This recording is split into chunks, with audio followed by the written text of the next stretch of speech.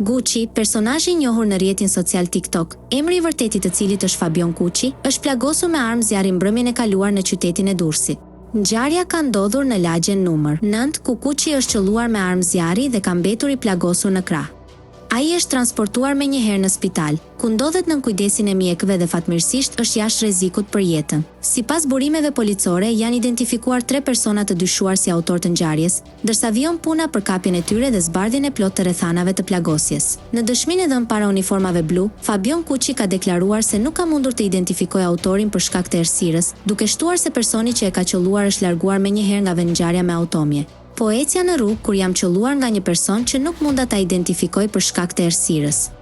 Autori është larguar me makinë. Mua më kanë sharë shumë veta në TikTok dhe unë jam përgjigjur të gjithëve, citohet të ketë thënë ai. Fabian Gucci rezulton me precedent penal jashtë vendit, ku ka qenë i dënuar në Angli për vepra të ndryshme penale. Ai ishte kthyer në Shqipëri vetëm disa muaj më parë dhe ishte bërë mjaft aktiv në TikTok, ku shpesh përfshihej në debate dhe përplasje virtuale me përdorues të tjerë për shkak të përmbajtjeve që publikonte.